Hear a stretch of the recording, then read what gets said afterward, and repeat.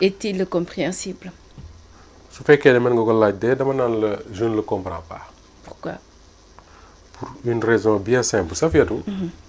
réew Sénégal mii. ci semaine yi ñu jëm wala weer yi ñu jëm bu ñu deful ndànk entreprise yu presse yi bari dana tëj. ndax lan. mais Safiatou entreprise de presse yi ci réew mi mënatuñu fay sax salaire. entreprise de presse yi ci réewu Sénégal. mënatuñu fay sax salaire waxuma laa nag di respecter yeneen charge muy benn ma jàpp ne tey li nga xam ne moo waroon a capitaliser toute l'énergie des acteurs de la presse mooy patron de presse journalistes yi techniciens yi ñëpp li leen waroon a boole yëpp mooy nekk benn dànk pour xool comment faire pour que état wu Sénégal xaalis bi mu leen ameel mu jox leen ko ñu nooyi tuuti parce que état wu Sénégal dafa ameel xaalis la presse sénégalaise. Bien sûr. état wu Sénégal mi ngi nii tëdd ci l'aide à la presse mooy li ñu tuddee fonds d'aide à la presse boo xam ne dégg naa démb le directeur de la communication ou la ministre Marie Rose mu wax ne war naa toll ci 1,9 milliard su ma juumul. état wu Sénégal tëdd ci ba léegi nangu koo joxe. dégg naa nag commission bi mi ngi liggéey na et que dans les jours ou semaines qui viennent dinañ ko joxe loolu dégg naa ko. yàgg nañ ko wax de. malheureusement Safiatou yàgg nañ ko wax te defuñu ko. man pour man tey toppee maison de presse yi ay 40 millions. ak mais bien sûr pour man li waroon a nekk yitte dëgg les patrons de presse seen yitte de tous les jours. bis bu ñu yeewoo. mooy comment faire pour que état wu Sénégal koppar yi nga xam ne daf leen ko ameel mu jox leen ko ñu nooyi tuuti. réglé wul seeni problème et de la presse boo ko jotee ça ne règle pas les problèmes des entreprises du tout. il va falloir que les entreprises fassent un autre travail pour mën ci génn mais au moins ça leur aurait permis ñu respirer les patrons de presse nekkuñ ci combat boobu tey les agences de l'État du Sénégal agences yi les ministères dafa am une communication boo xam ne dañ koy def cette communication là dañoo jàpp ne médias yu Sénégal yi am nañ ci njëriñ et c'est vrai am nañ ci njëriñ parce que man gisuma benn réew ci àdduna bi boo xam ne muy Amérique ak France ak feneen dafay gisoo benn réew boo xam ne daf ne gouvernement ba fa nekk daf ne moom toute sa communication ci réseaux sociaux yi la koy def. man de gisaguma ko su amee nañ ma ko wax gisaguma ko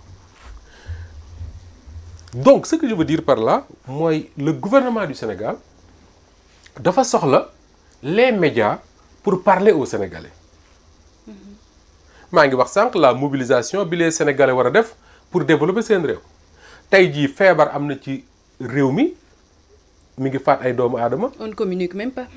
les médias ñoo waroon a porter cette communication là te cette communication là ça a un coût.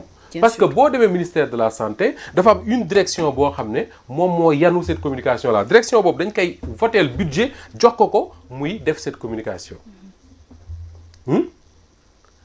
tey soo gisee le ministère de la nañ jëlal ministère bu la neex les activités yi muy defu ko pour le ministère defu ko pour les gens qui sont sur les réseaux sociaux daf ko def pour les Sénégalais ces Sénégalais là dafa am ñoo xam ne ci réseaux sociaux yi la ñuy déggee pour xam am ñoo xam ne ci médias yeneen yi la ñuy dégg pour xam muy rajo muy télé muy journal muy feneen. mass média.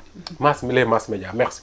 ci la ñuy déggee pour xam mais ces Sénégalais là tu penses que Walfadjri dafa war a ñëw porter la communication d'un ministère gratuitement wala porter la communication d'une agence gratuitement c'est pas vrai, ça n'existe pas amul ci benn réew. C'est pas pour rien que dans tous les ministères, il y a des budgets de communication. Dans toutes les agences de l'État du Sénégal, il y a des budgets de communication. Tey jii pour mobiliser les Sénégalais à adhérer au projet d'un gouvernement, tu peux le faire avec les réseaux sociaux parce que c'est une réalité bu fi nekk. influenceur rek keneen ak keneen c'est une réalité bu ne ci réew mi. Un gouvernement qui fait une bonne communication a besoin de ces gens-là.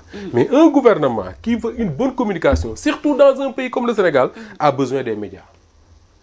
Ce que je veux dire par là, moi, le combat tey moo doon comment faire pour que les budgets de communication de ces ministères-là di dem ci médias yi na mu fa daan demee. En charge maintenant pour les médias nag de remplir leur part du travail.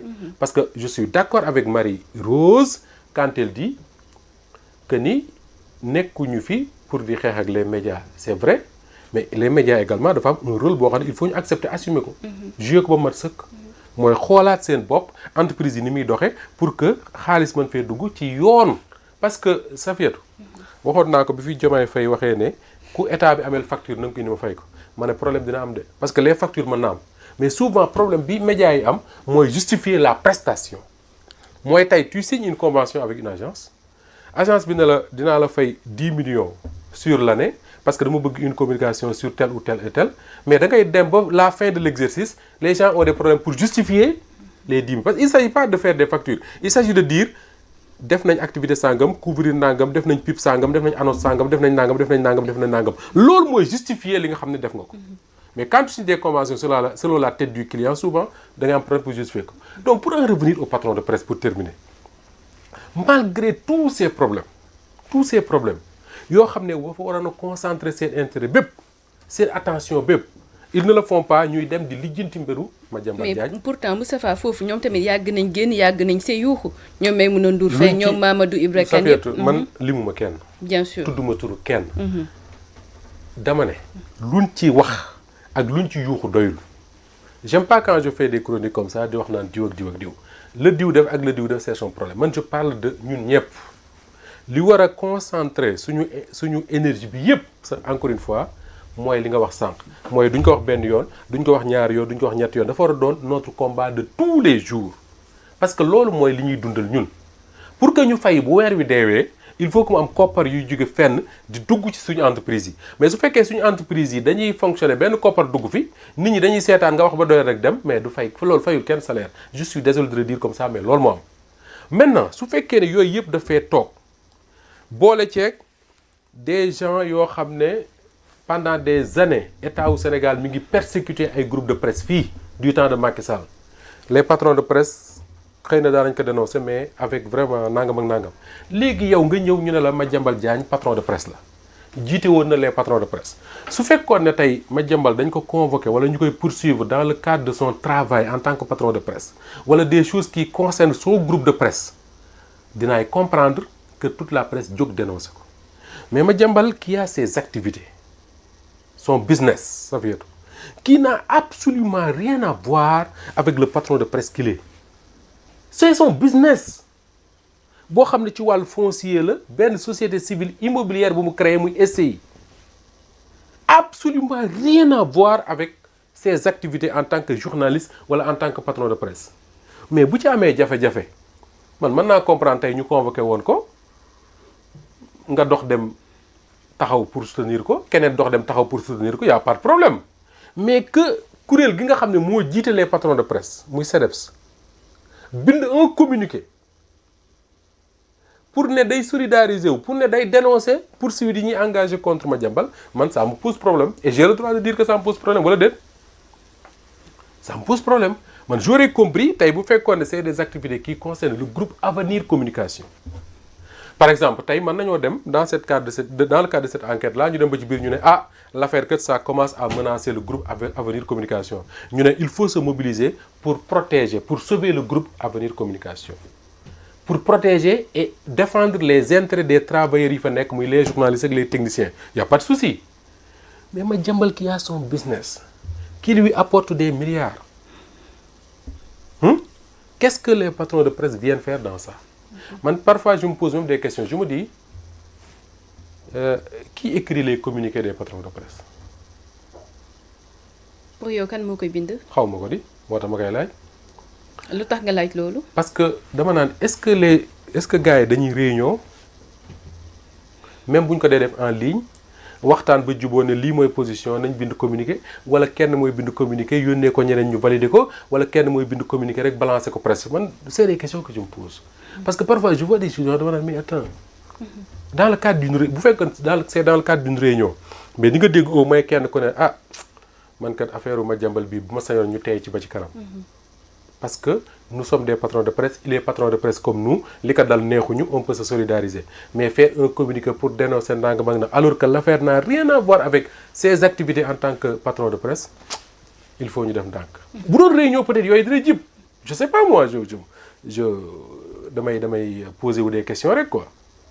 D'accord. mais man ça me pose problème le communiqué bi nga xam ne moom laa lire ñu wax ne ci waa CDEPS la jóge te ba léegi gisaguma kenn ku ko démenti ne jógewul ci ñoom. personnellement ça me pose problème. D'accord. Voilà. C'est bon. C'est bon kay yaa koy décidé. waaw kon ma lay sant bu baax di lay gërëm bàyyi la nga seetaan ni sa match bi nga préparé. Non, match bi c'est à 19h. Ah c'est à 19h. On a encore il fait quelle heure 16h moins 3 on a encore 3 heures. ñu ko ne ba 19h. ba 19h. waaw bàyyi ñu en yemale tout cas maa ngi lay gërëm bu baax di la jaajëfal Safiatou. Je sais que tey comme ni nga ko waxee bi ñuy démarré tu souffres ndax grippe. yàlla na ko yàlla